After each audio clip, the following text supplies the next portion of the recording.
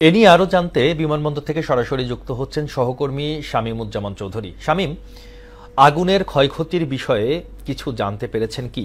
Flight schedule বিপর্যয়ের জনভোগান্তিক বিষয়েও আপনি আমাদেরকে কিছু জানাতে পারবেন? এই মুহূর্তে কি হচ্ছে সেখানে?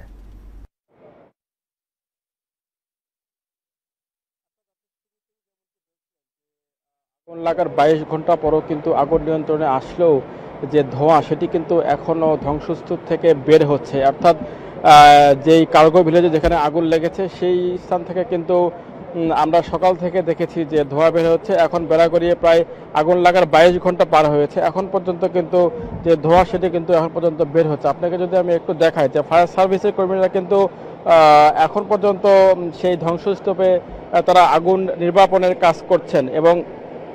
এবং আমি সকাল থেকে এসে বেশ কয়েকজন ভুক্তভোগীর সঙ্গে কথা বলেছি, বেশ কয়েকজন ব্যবসায়ীর সঙ্গে কথা বলেছি। তারা সবাই বলছেন যে তাদের একদম অনেক অপূরণীয় ক্ষতি হয়ে গেছে। অনেকের 2 টন 3 টন 4 টন পর্যন্ত গার্মেন্টস পণ্য ছিল, সবগুলোই কিন্তু পুলে ভস্মীভূত হয়ে গেছে। এবং আসলে কি পরিমাণ ক্ষয়ক্ষতি হয়েছে এটি এখন পর্যন্ত নিরূপণ করা যায়নি।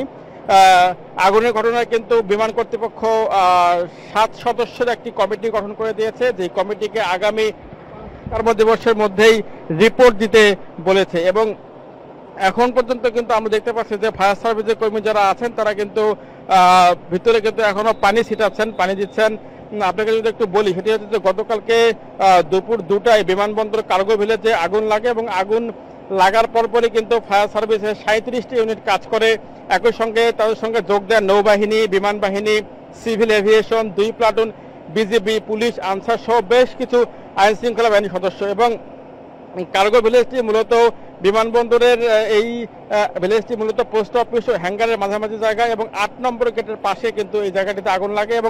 এবং এখানে আমরা জানতে পেরেছি যে আমদানি কার্গো কমপ্লেক্স ভবনে আগুন লেগেছে এবং আমদানি করা বেশ কিছু পণ্য সেখানে রাখা হতো। এবং এই আগুনে মূলত গার্মেন্টস পণ্য যেটি রয়েছে সেই গার্মেন্টস পণ্য মূলত বেশি ক্ষয়ক্ষতি হয়েছে বলে আমরা জানতে পেরেছি। এবং বিজিএম এর একটি টিম কিন্তু ইতিমধ্যেই ঘটনাস্থলে এসে পৌঁছেছেন এবং তারা বিভিন্ন বিষয় কিন্তু তারা পরিদর্শন করেছেন এবং অল্প কিছুক্ষণের মধ্যে তারা আমাদেরকে ব্রিফ করবেন। সব মিলে আমরা আসলে একটু পরে আপনাকে জানাতে পারবো যে কি পরিমাণ ক্ষয়ক্ষতি হয়েছে। তবে ব্যবসায়ী সূত্রে আমরা জানতে পেরেছি যে প্রায় 1000 কোটি টাকার ক্ষতি হয়েছে এখন পর্যন্ত এই আগুন লাগার ফলে। তো আসলে কি পরিমাণ ক্ষতি হয়েছে সেটি হয়তোবা তদন্ত কমিটির রিপোর্ট পাওয়ার পরে জানা যাবে এবং একটু পরে বিজিএম এর পক্ষ থেকে একটি ব্রিফিং করা হবে, সেই ব্রিফিং এর পরে আমরা জানাতে পারবো। তো আমার কাছে রাজধানী বিমানবন্দরের যে অগ্নিকাণ্ডের ঘটনা, এখান থেকে সবশেষ তথ্য। আসাদ।